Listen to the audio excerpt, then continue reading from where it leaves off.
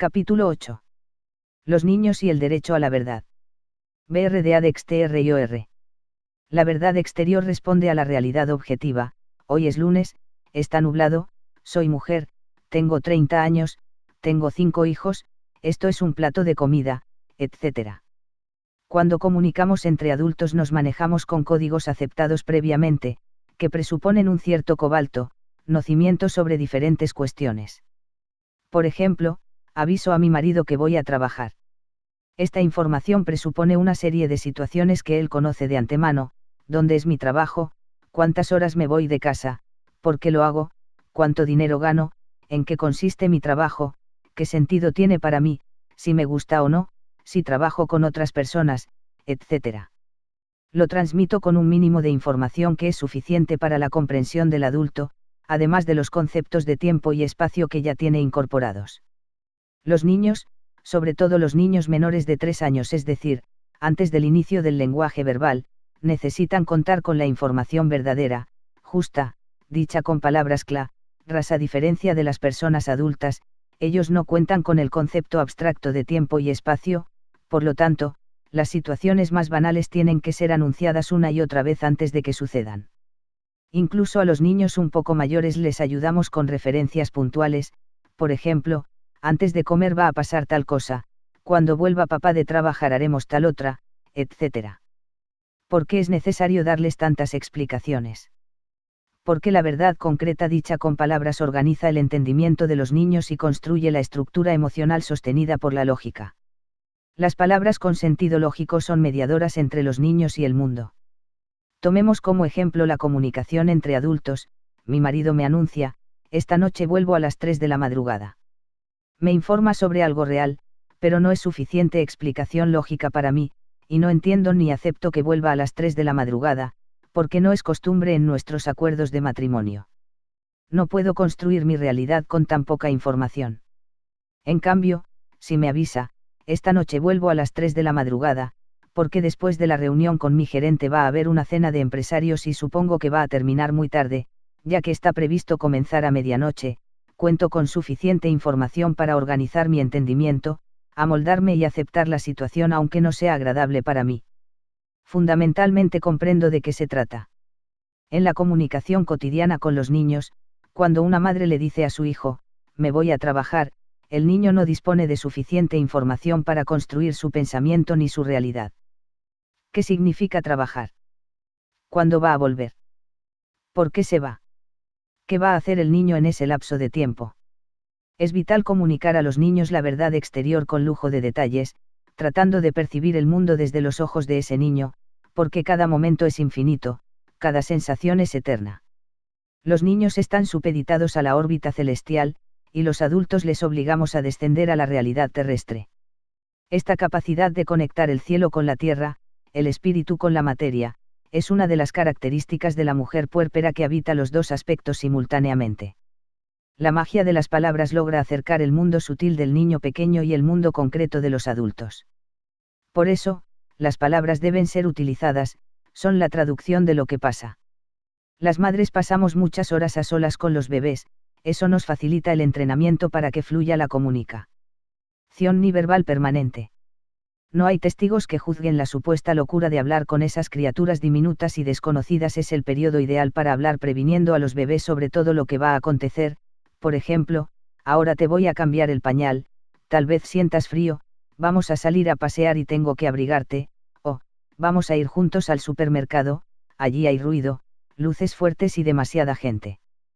Cada suceso, por más banal que parezca, debe ser anunciado por la madre, porque el niño está involucrado y porque lo predispone para lo que va a suceder. De esta manera, los niños utilizan las palabras con sentido lógico del adulto como mediadores entre el mundo externo y el interno. Cuando los padres no adoptan la costumbre de hablar con los niños desde muy pequeños, a medida que crecen les resulta cada vez más complejo entrar en comunicación con ellos. Suelen preguntarme en las consultas, ¿cómo le digo? Hablar con los niños es sencillo, es igual que hablar con otro adulto. ¿Cómo constatar que los niños comprenden el sentido de las palabras? Personalmente lo compruebo una y otra vez, pero esta tarea debe llevarla a cabo cada uno, abriendo la capacidad de observación y permaneciendo atento al acompañamiento fiel de los niños cuando saben de qué se trata. A medida que pasan los años, mi asombro es cada vez mayor frente a las evidencias increíbles sobre la capacidad de entendimiento de los niños. Parafraseando a la doctora Franoise Dolto, el ser humano tiene la misma capacidad de comprensión desde el día de su concepción hasta el día de su muerte. La comprensión no tiene que ser demostrada con una respuesta verbal. Que los niños pequeños no puedan utilizar el lenguaje verbal, no significa que no lo comprendan. Verdad interior. El amor es el centro de nuestra vida.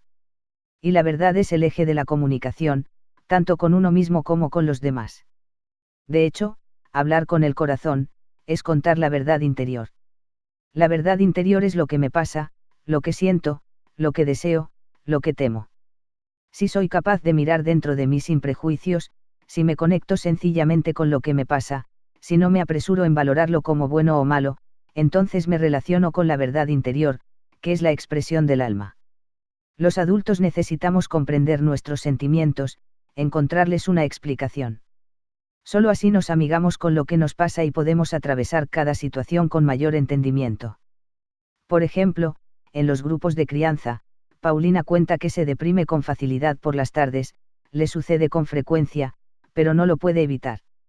A partir de unas preguntas amables de otra madre, Paulina se da cuenta que en ese horario solía visitarla su madre que falleció hace algunos años. Unir su desgano con el hecho de extrañar la presencia de su madre da sentido a sus sensaciones, sabe de qué se trata, y por lo tanto luego podrá decidir cuál es la manera posible de atravesar su nostalgia. Del mismo modo, los bebés y niños pequeños fusionados en la emoción de la madre estarán en condiciones de comprender, organizar su entendimiento y acompañar los sentimientos de su madre si saben de qué se trata. Esto es posible cuando la madre nombra lo que le pasa.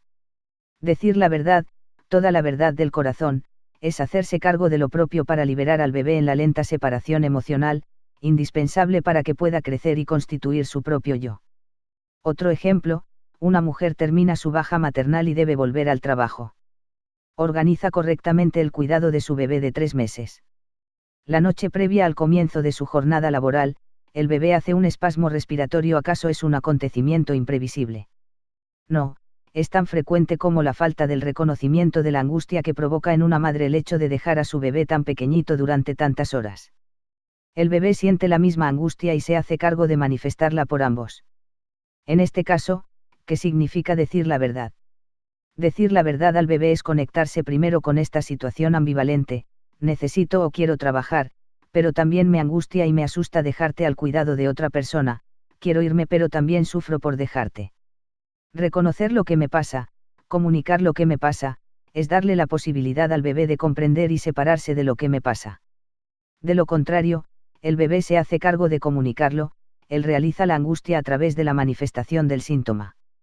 En otras palabras, el bebé nos obliga a conectarnos con la verdad, porque de lo contrario la materializa, la expresa, en el plano físico, la vive en su cuerpo. Hay quienes consideran imposible estar dando explicaciones todo el tiempo, sin embargo, resulta facilitador para los vínculos. Poco a poco convierte a los niños en seres que acompañan con fluidez las decisiones y necesidades de los padres, porque les encuentran sentido. Con el transcurrir del tiempo las explicaciones son más cortas y precisas, ya que el niño incorpora conceptos de tiempo y espacio. El bebé necesita cada día la palabra de la madre que medie en la ausencia o ante cada situación nueva. En cambio, un niño de 3 años y medio, que maneja con soltura el lenguaje verbal, sabe, que cuando la madre dice, me voy a trabajar, tiene todo el sentido que le ha venido dando con muchas palabras llenas de significado durante estos 3 años. Los niños encuentran un sentido personal en cada pequeño hecho cotidiano, si el amor de sus padres y las personas que lo rodean así lo confirman. No importa cómo lo decimos. Importa que transmitimos, ya que el mensaje está sustentado en los dos aspectos de la verdad, la interior y la exterior. Hablar con la verdad es contar con la mayor precisión posible, lo que me pasa, y lo que pasa. Hablar con el corazón es estar abierto, así es como los niños aprenden la apertura, la simpleza, la solidaridad y la compasión. Si aprendemos a ver el mundo con ojos de niño, nos daremos cuenta de la importancia de estar sostenidos por la palabra y el amor de los adultos. Búsqueda de la propia verdad. El acercamiento a la verdad personal necesita un recorrido sostenido por la genuina intención de conocernos más, hacernos cargo de nuestra vida, de nuestras elecciones y destino. La verdad siempre va precedida de la palabra, yo. Porque la verdad es personal, responde a lo que me pasa, lo que siento, lo que deseo. No es una opinión, ni está supeditada a lo correcto o incorrecto. Si prestamos atención, veremos que casi todas las discusiones y guerras son formuladas con un, tú, tu culpa, tu idea, tu equivocación, etc. Entre adultos, si lográramos modificar la controversia hablando en primera persona, lograríamos acuerdos o al menos interés por parte del interlocutor. La búsqueda de la propia verdad necesita ayuda. Creo que es la esencia de cualquier emprendimiento terapéutico u otro acercamiento al campo espiritual de cada uno. Suele ser indispensable pedir colaboración a un profesional, sacerdote, astrólogo, médico, psicoterapeuta, meditador o persona elevada que esté en condiciones de guiarnos en la búsqueda. Sobre todo en épocas de crisis vitales, como es el puerperio y los primeros años de crianza de los niños. Todo lo que no conozcamos de nosotros mismos será traducido por el cuerpo de los niños. Si estamos muy alejados de nuestra esencia, ni siquiera estaremos en condiciones de hacernos las preguntas personales básicas ante las manifestaciones dolorosas o molestas de nuestros hijos. Será necesario que alguien nos haga esas preguntas, que nos incite a buscar respuestas posibles en nuestro interior y vele para que no desechemos rápidamente las primeras sensaciones. Volviendo al ejemplo antes mencionado, de la madre que retorna a su trabajo, sin duda cada vez que apareció la angustia por dejar al niño, se autoconvenció de que ese sentimiento era inadecuado, ya que estaba todo previsto para el cuidado eficaz del niño. Relegando el sentimiento verdadero, si me pasa, lo obliga a reaparecer en el cuerpo del niño. Aceptar la verdad nos permite vivir en paz, aunque la verdad no sea agradable ni bonita. Desconocer la verdad nos agrega piedras en el camino, y da la impresión de que, tenemos mala suerte. La queja suele ser un elemento que aparece con frecuencia en las personas alejadas de su propia verdad. La queja siempre está colocada en el afuera, es la política, el jefe, la suegra, el clima, lo que produce nuestra insatisfacción. Las personas que más se quejan son las que se niegan a mirarse con honestidad, entonces, las señales del camino aparecen una y otra vez, interpretando que, la mala suerte les persigue, en lugar de detenerse y preguntarse con humildad qué están queriendo mostrar las incansables señales. Los niños están tan cerca de nuestro corazón, tan unidos a la verdad íntima, que se convierten en traductores exactos. Vale la pena prestarles atención, al menos hacernos las preguntas pertinentes. Solo sabiendo qué es lo que nos pasa, estaremos en condiciones de narrar nuestra verdad a nuestros hijos. La verdad en los momentos difíciles. La verdad es un concepto que pertenece a la profundidad del alma de cada individuo, y aunque se refiere a lo más íntimo y genuino de cada persona, solemos estar alejados de nuestra propia verdad, es decir, del conocimiento de nuestro ser esencial.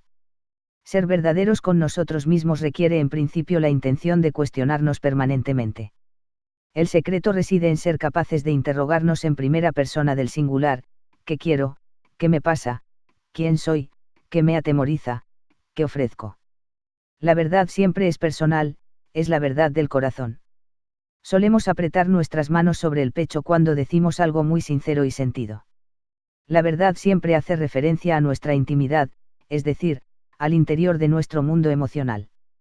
Es la instancia que desnuda las emociones, el amor, el rechazo, el miedo, la alegría, la nobleza, la pasión, la rabia, la angustia, el dolor, la esperanza. La intimidad no se refiere a las prácticas sexuales, ni a la vida cotidiana como el hecho de trabajar, estudiar, comer, dormir, pasear o relacionarse con otros. ¿Y qué tienen que ver los niños con nuestras íntimas verdades?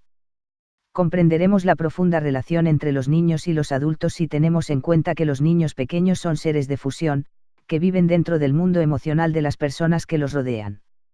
Cuando son muy pequeños, viven fusionados a la emocionalidad de la madre o de la persona que la suplante, y a medida que van creciendo y van entrando en relación con otras personas, papá, hermanos, abuelos, maestras, amigos, se fusionan con los mundos emocionales de los demás.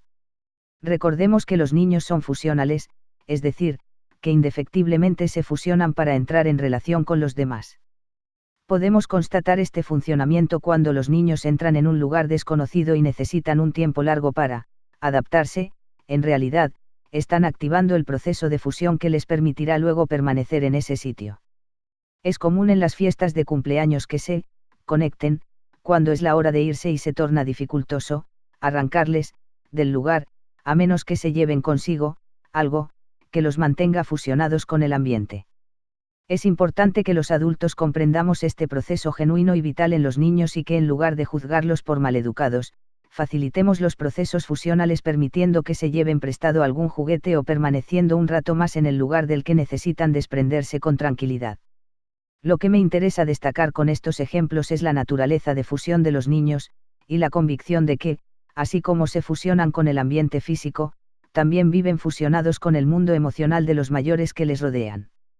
La dificultad surge cuando los niños no tienen tiempo de conectarse con el lugar o bien no logran comprender eso que sienten. No importa si el sentimiento les pertenece o si pertenece al adulto, porque no hay un límite preciso entre uno y otro. Por eso, es fundamental nombrar con palabras sencillas y claras lo que nos pasa. Ahora bien, los adultos solemos decidir qué situaciones es conveniente aclarar con los niños y cuáles no les incumben. En mi experiencia profesional constato cada vez con mayor claridad que no hay situaciones del mundo emocional de los mayores que no competan a los niños. Están emocionalmente involucradísimos, aunque nos hagamos los distraídos. Y en este punto nos encontramos con dos problemas, y, cómo reconocer lo que nos pasa, y dos, cómo hablar con los niños sobre lo que nos pasa, de verdad. El primer problema es el más difícil, porque requiere el máximo de conciencia y de conocimiento de sí mismo. Se supone que de eso se trata el trabajo de todo profesional que realice una asistencia terapéutica, acompañar y favorecer la interrogación profunda de cada persona, velando para que siempre se cuestione a sí mismo y no a los demás, y conectándose con la verdad más profunda de su corazón, la reconozca, la acepte y sea capaz de nombrarla con palabras. Este recorrido personal necesita con frecuencia la ayuda de un profesional, o un maestro, o un sacerdote, o médico o brujo, o cualquier nombre que nos guste darle a la persona que posea la capacidad superior de devolver al otro la imagen verdadera de sí mismo. Y la verdad no es bonita ni fea, simplemente es. Somos los seres humanos los que nos apresuramos en catalogar nuestras emociones en algún rubro conocido y juzgarlas como positivas o negativas. Cuando valoramos ciertas situaciones como negativas o dolorosas, los adultos no soportamos nombrarlas. Al no contemplar nuestro corazón, no logramos respetar nuestras limitaciones y nos engañamos llenando el vacío del alma con medicinas equivocadas. Entonces, no es posible hablar, con la verdad, a los niños si no somos capaces de hablar con nosotros mismos. Y para ello es indispensable conectarse con la criatura íntima y única que vive en nuestro interior. Ser lo que somos. Aunque resulte tentador acordar con estas afirmaciones, en la vida diaria no encontramos la manera de acercarnos a nuestra verdad y transmitirla así a los niños. Las situaciones de divorcio son especialmente gráficas, el cónyuge se convierte velozmente en enemigo, se libra una batalla, que creemos que es en contra del otro pero es contra sí mismo, cada uno reclama lo que el otro debería hacer u ofrecer, crece la tensión y el odio mientras les decimos a los niños que, papá se fue a trabajar lejos, o incluso que, papá tiene una novia, que puede ser una anécdota verdadera pero nunca responde a la verdad interior. La verdad reside en, lo que me pasa, con la situación de divorcio, estoy asustada, papá es un ser encantador pero no es el hombre que elijo ahora para acompañarme, necesito un hombre que me contenga más y que me ayude, necesito un hombre que me cuide, quiero aprender a encontrar un compañero que esté dispuesto a incluirse en este proyecto familiar, nunca supe cómo pedir ayuda, me siento infantil y con poca experiencia para construir una pareja más madura, tengo temor sobre cómo vamos a resolver nuestra situación económica, me doy cuenta que hace mucho tiempo que yo no estaba interesada en él, dejé de amarlo, necesito un periodo de soledad, quiero desarrollar mi proyecto de trabajo, anhelo otra vida para mí, etc. Cualquier sentimiento es valioso si parte del corazón, es decir, si es nombrado en primera persona del singular, yo, a mí, me pasa, siento que, quiero, deseo, etc. Es de esta manera que podemos ir al encuentro de nuestra verdad, y luego decirla a los niños con la misma sencillez y compasión que pretendemos hacia nosotros mismos. Cuando les decimos, no te preocupes, el divorcio no tiene nada que ver contigo, estamos mintiendo. La verdad es que sí tienen que ver, porque los niños viven dentro de nuestras emociones, no pueden no estar involucrados. Por lo tanto, solo somos sinceros cuando explicamos, por ejemplo, creo que esa tristeza que sientes tiene que ver con lo que está pasando en casa, con las peleas y discusiones que tenemos con papá. Estoy tratando de encontrar una solución posible para todos nosotros, yo también estoy nerviosa y quiero contarte lo que vamos a hacer. Los adultos tenemos la mala costumbre de despreciar las capacidades de conexión, apoyo y solidaridad de los niños. Los tratamos como si fueran desconocidos, a quienes no les incumbe lo que nos pasa ni las decisiones fundamentales que involucran el futuro de la familia. En cambio, cuando logramos hablar con claridad sobre lo que nos pasa, descubrimos hijos amables, cariñosos, deseosos de acompañarnos en el restablecimiento del equilibrio afectivo. Las situaciones de enfermedades graves o de muerte son especialmente tergiversadas a la hora de tener que explicar lo que pasa. Hacemos como si estuviéramos bien. Y si el niño no pregunta, mejor. Luego todo ese dolor o angustia se expresa en algún plano desplazado, los niños se enferman, o no se concentran en el colegio, les mandan al gabinete psicopedagógico y todos nos preocupamos por los problemas de atención o luego les medicamos, etc. La cuestión es que preferimos ocuparnos de los síntomas aparentes en lugar de preguntarnos, ¿qué nos pasa?, ¿qué sentimos?, y de buscar ayuda o silencio interior para poder comunicar a los niños eso que nos pasa. Si no podemos hablar, habla el cuerpo de los más pequeños. Y todos nos conformamos con algún diagnóstico distraído. Lo fundamental es contar, ¿qué nos pasa?, con respecto a la muerte de ese ser querido. No es indispensable dar explicaciones religiosas o filosóficas sobre la muerte. Este tipo de preguntas los niños las formulan en otros momentos, no justo cuando están conectados con el dolor de los mayores. Lo que necesitan son palabras que nombren ese dolor y que les permitan situarse y definir los propios sentimientos de pérdida. Aunque haya situaciones de nuestra vida de verdad dolorosas, o ciertos momentos de desesperanza, no significa que tengamos que hacerlas desaparecer a ojos de los niños. Somos terriblemente infantiles cuando pretendemos contarnos el cuento de que los niños no saben, no entienden, no se dan cuenta. Lo único que logramos es hablar del tema equivocado, lo que genera confusión y sufrimiento en el seno de la familia. En esas circunstancias los niños se sienten solos, porque quedan emocionalmente solos. No es solo la pérdida real, la muerte, por ejemplo, la que provoca el sufrimiento, sino la soledad que aparece cuando cada uno tiene que hacerse cargo sin acompañamiento de lo que le pasa. Ese es el sentido de la familia o de la comunidad, la posibilidad de compartir entre todos lo que nos pasa, para que el dolor se suavice y nos amparemos en el amor entre unos y otros. La verdad en los casos de adopción. Hoy en día estamos un poco más acostumbrados a hablar libremente sobre la adopción y las familias adoptantes, y crece la tendencia a considerar que los niños adoptados deben conocer la verdad con respecto a su identidad. Incluso en Argentina ya existe una ley que permite a los hijos adoptados consultar el legajo de adopción, donde figuran los datos de los padres biológicos y toda la información social y burocrática necesaria para saber quiénes lo entregaron, en qué condiciones y, a veces, las causas aparentes. Sin embargo, con frecuencia recibo padres adoptantes que consultan porque están esperando que los niños pregunten algo relacionado con su nacimiento. Cuando están en contacto con mujeres embarazadas, la maestra, una tía, una amiga de la madre, cuando nacen niños alrededor, hermanitos de los compañeros de la guardería, los padres esperan con ansiedad que el niño cuestione sobre cómo nacen los bebés para tener la oportunidad de hablar claramente con su hijo sobre su nacimiento del vientre de otra mujer y la posterior adopción por parte de ellos. Y resulta que, aunque tienen 3, 4 o 5 años, la pregunta no es formulada. Los padres tienen una clara intención de contar la verdad, pero los niños no preguntan lo que saben que a los padres les resulta difícil aceptar, expresar y compartir.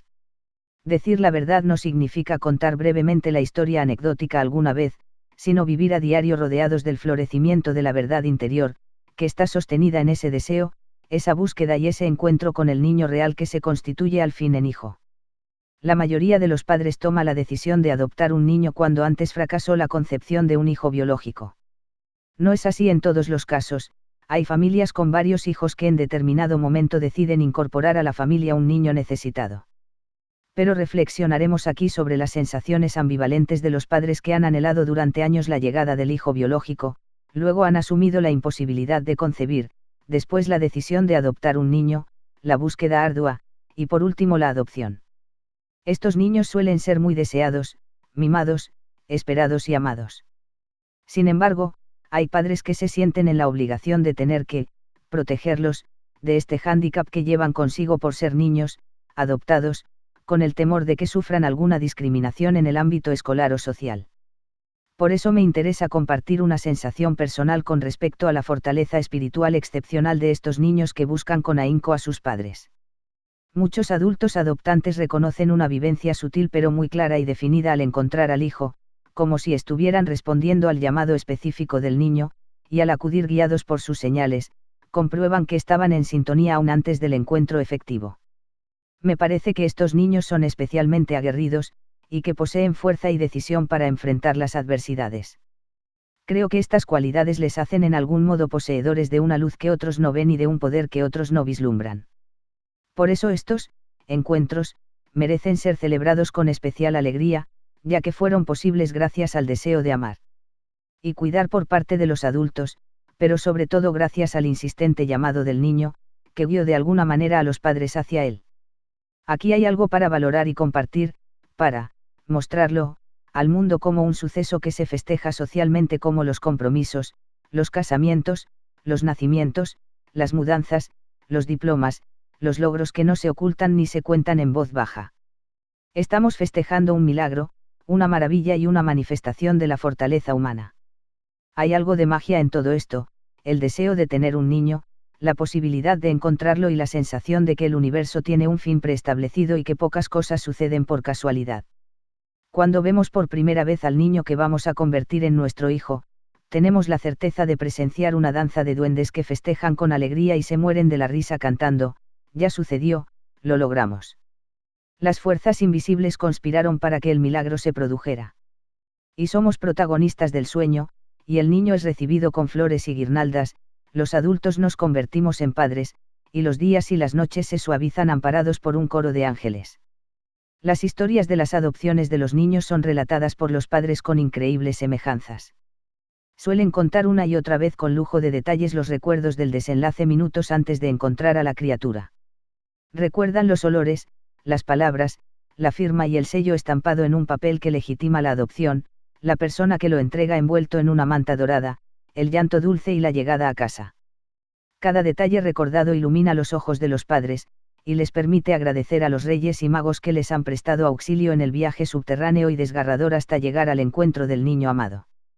La energía necesaria para desear, buscar y encontrar un niño para cuidar suele estar sostenida por un juego de naipes creado en el mundo invisible del alma de las mujeres, que no atienden razones del mundo material, que vuelan por encima de la cordura y que son capaces de navegar todos los mares, llegar a los rincones que los mapas oficiales no reconocen ni nombran y terminar con el niño en brazos, amparadas en el hombre, o protegidas entre el cielo y la tierra si es necesario. Es imprescindible que esta energía viviente grite a los cuatro vientos el triunfo del encuentro, ya que, como sociedad, deberíamos celebrar las adopciones de todos estos niños, reconociéndolos como virtuosos y especialmente listos. La actitud ambivalente de ocultar y de develar con reservas es típica de una sociedad que intenta modernizarse pero que mantiene los prejuicios y la hipocresía medievales. Fingimos ser felices mientras disimulamos el pánico que nos provoca pensar que alguien pueda lastimar a nuestro hijo humillándolo por ser adoptado. En lugar de escondernos en la angustia que nos provoca la ignorancia de los demás, podemos hablar, contar, dar detalles, invitar a festejar, sumarlos a nuestra alegría, hablar del milagro del encuentro, explicar a otros niños qué significa adoptar a un niño, compartir con otros padres la experiencia, exponerlo siempre como una gran virtud, siempre, cada día, cada instante, ante cada paso y frente a todas las personas. Concretamente hablaremos cada día con nuestro hijo, desde recién nacido si lo hemos adoptado al nacer. Y le contaremos todo lo que sabemos de él, de su madre biológica, de la entrega en busca de un hogar cariñoso, de su futuro, de cómo nacen los niños, de su fortuna por haber llegado a esta casa. Si es un niño mayor, pondremos palabras a todo lo que hemos averiguado de su vida antes del encuentro. Y sobre lo que no sabemos diremos: no sé, pero podemos averiguarlo. Todo lo que sepamos nosotros y nuestros hijos nos garantiza erigirnos sobre nuestro propio eje, construir nuestra estructura emocional, hilar nuestros pensamientos y, con esta fortaleza interna, salir al mundo. Entonces viviremos cada día recostados sobre nuestra verdad, que circulará entre los adultos y los niños, entre los amigos y familiares, en la escuela y en el trabajo, en el vecindario y entre los desconocidos. Y habrá alguien que, regocijado y asombrado por nuestra alegría, se animará a tomar vuelo y emprenderá su propia búsqueda hacia el niño que lo está llamando. Y nuestro hijo simplemente vivirá su vida, como cada niño, en busca de su propia verdad, sostenida por la verdad, y el deseo profundo de sus padres de acompañarlo. Recordémosles siempre que poseen una virtud excepcional, la fuerza de la llamada y la tenacidad para lograr lo que desean. Y esa capacidad podrán convertirla a su vez en servicio, intuición y sabiduría para ayudar a otros a encontrar su propio camino. El caso de Bárbara, resignificar la muerte de un ser querido. Bárbara, una profesional exitosa, llegó a mi consultorio con un objetivo específico: quería saber cómo comunicar a sus hijos de 6 y 3 años la muerte próxima del abuelo, enfermo de cáncer. Hablamos sobre la verdad, la capacidad de comprensión de los niños, la relación tan estrecha que Juan y Sofía tenían con este abuelo paterno. Sin embargo, me llamó la atención la angustia desmedida que generaba en Bárbara el solo hecho de pensar cómo serían las futuras conversaciones con sus hijos con respecto a la pérdida cercana del abuelo. Decidí preguntarle un poco sobre ella, su vida, su historia personal. Me dijo que su padre había fallecido cuando ella tenía 3 años. Calculé que debía de ser entonces un hombre joven. Le pregunté de qué había fallecido. Me respondió, de un ataque al corazón. Seguí insistiendo, pidiendo detalles, hasta que estalló en lágrimas relatándome que la historia no era tan sencilla. Su padre se había suicidado. Esta realidad fue ocultada por su madre y toda la familia a las 3 niñas. Bárbara era la segunda hija de 3 hijas. El caso fue famoso en la época, porque se trataba del hijo de un conocido industrial. Siendo Bárbara estudiante de agronomía, un profesor le preguntó si su apellido tenía relación con la célebre familia que había sufrido esa desgracia en tal fecha, en tal lugar y bajo tales circunstancias. Así supo Bárbara cómo había fallecido su padre. Pasaron los años y nunca se atrevió a comentarlo con su madre, ni con sus hermanas. Solo se dedicó a constatar los acontecimientos. Era su gran secreto. Me lo revelaba con temor, y angustiada ante la activación de recuerdos contradictorios. Comprendí que la cercanía de la muerte de su suegro, que cumplía para ella el rol de padre bondadoso y dador, activaba la primera pérdida, intolerable, de su padre biológico. La ilógica de la mentira la había condenado a contar con escasos recursos para procesar a lo largo de su infancia, adolescencia y adultez la desaparición de su padre. Peor aún, le inquietaba profundamente enfrentar con la verdad este triste suceso. Para que Bárbara estuviese en condiciones de contar a sus hijos el dolor por la muerte anunciada del abuelo, era necesario reencontrarse antes con la verdad de la muerte del otro abuelo. Ese era el desafío para Bárbara. Le propuse que intentara hablar con su marido, de esta manera tal vez caerían los fantasmas que se mueven con autonomía cuando los alimentamos con secretos. Luego su esposo estaría en condiciones de ayudarla a transmitir a sus hijos el dolor actual, hacerlos partícipes y estar juntos en este trance. Pocos días después, en efecto, su suegro falleció. Bárbara me llamó temprano una mañana para contarme el desenlace y para decirme que los niños la acompañaban con relativa calma. Después del impacto por la muerte del suegro, Bárbara supo que tenía una historia para reconstruir, ayudada por la búsqueda de la verdad, y se dispuso a emprender ese arduo camino. El caso de Sandra.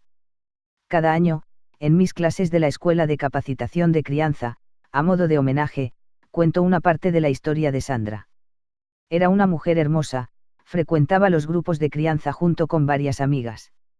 Tuvo 3 hijos, Florencia, Agustín y Candela. El nacimiento de Candela fue muy revelador, un parto vaginal después de 2 cesáreas. Durante el trabajo de parto, que fue muy prolongado, recordó las violaciones a las que había sido sometida por su padre durante la infancia.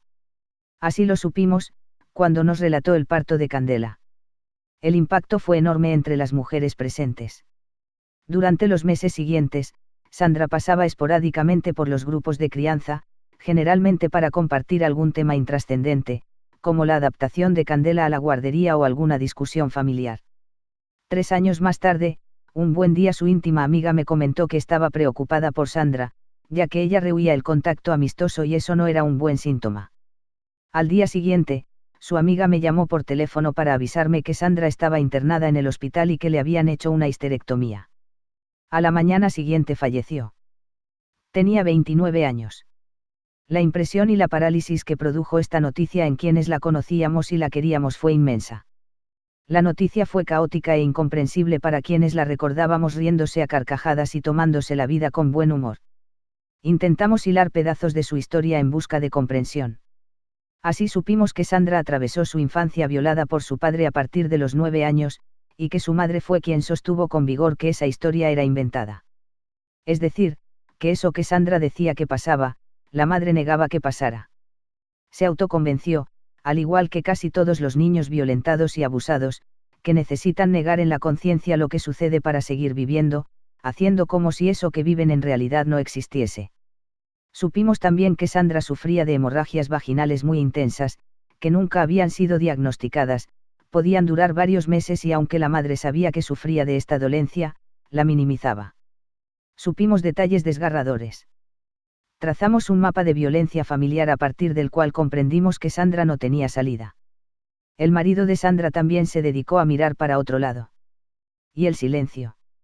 Ese silencio activo que borra la injusticia y el abuso, que niega la infancia y la inocencia. Ese día aprendí que nunca más dejaría que alguien viviera con un secreto tan poderoso. No importa la dimensión del dolor, porque las mentiras matan. Y la verdad sana.